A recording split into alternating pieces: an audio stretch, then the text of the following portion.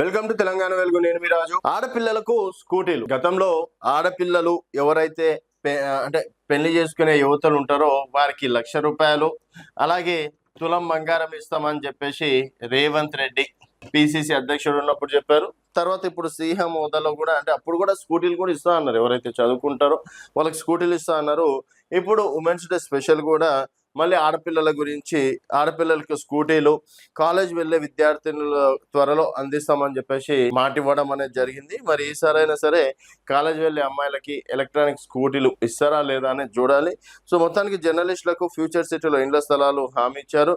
అలాగే అసలు నకిలీలను తేల్చేందుకు కొత్త చట్టం, అసలు ఎవరు నకిలీలు ఎవరు తేల్చేందుకు కూడా కొత్త చట్టం.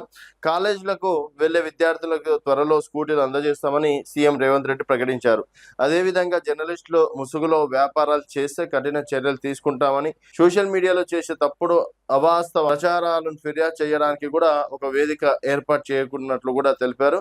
అసలు నకిలీ, నిజం, అబద్ధం, తోడు నీడ లాంటివి అన్నారు.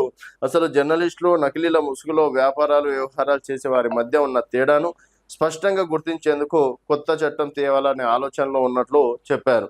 సో వచ్చే అసెంబ్లీ సమావేశాల్లో దీన్ని చర్చిస్తామని చెప్పారు.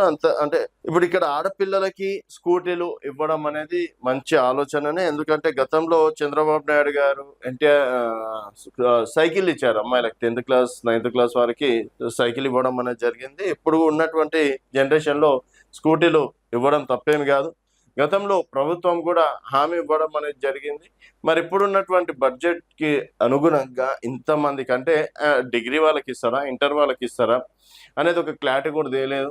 సో ఇప్పుడు అసెంబ్లీ ఏమంటారు బడ్జెట్ సమావేశాలు రేపు 16వ తేదీ నుంచి ఉన్నాయి కాబట్టి చర్చిస్తామని చెప్పేసి అయితే అన్నారు.